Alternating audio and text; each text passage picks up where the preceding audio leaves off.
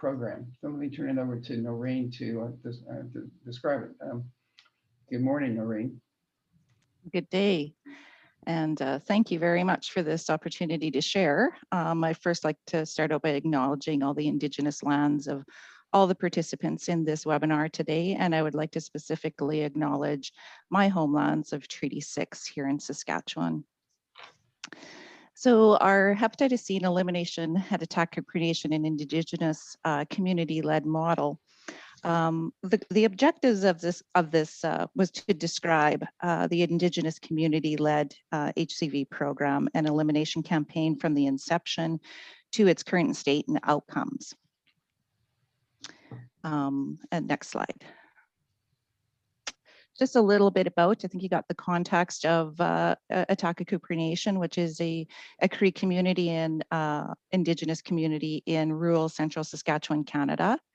And we have had approximately about 12.5% of the community population, 200 cases within an N of 1,600 had a history of HCV, meaning that they had tested HCV antibody positive at some point in their history.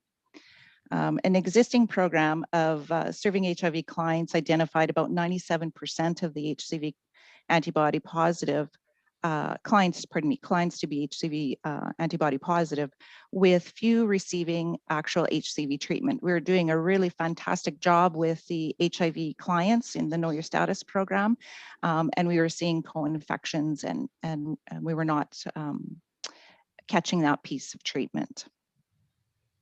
Next slide.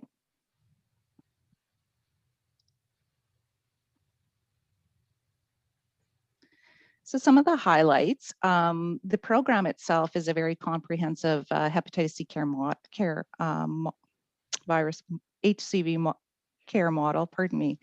And it's really built on the foundations of the currently or previously existing community-based HIV model care termed the Know Your Status, which is a community-based program that was developed in response to the HIV crisis in the mid 2000s, which the foundations of this program were education, testing, clinical management, case management, and of course treatment, and ongoing monitoring and harm reduction. So we built modeled the HCV model based off of that. So it's encompassing, it's all one program now. Employs learning healthcare system framework. And next slide, please. So our elimination plan, occurred in sort of different steps. So education and advocacy is the first piece, education within community, leadership, partners, staff, and advocacy on many levels within the client population, within our leadership. Before we could move ahead with any programs within our community, we have to have our chief and council leadership approval and have them on board so that we can have a successful program to meet the needs of the clients. And encourage HCV screening uptake, so really promoting and educating and in through the education and advocacy and encouraging screening and screening, we've tried to reduce the stigma of hepatitis C, so that it wasn't seen as a bad thing to do. Engagement into care is the next phase.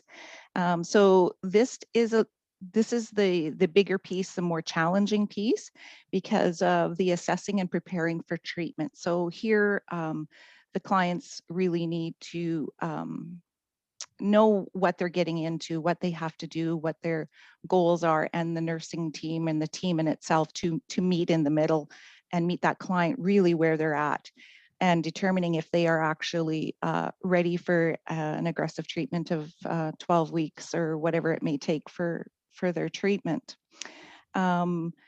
And really, it's about meeting the clients where they're at. So this step in the plan sometimes takes a bit longer. And then once we get through those pieces of the engagement, we move on to the treatment and overall treatment and case management, and then the ongoing monitoring of treatment. So even though we've put a client through treatment and has been successful, we still continue to monitor the outcomes of all the clients in the program.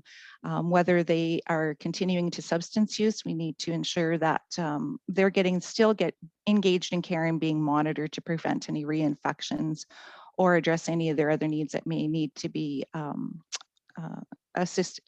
required assistance with. And then we moving on to the last piece is, of course, our program evaluation and knowledge translation.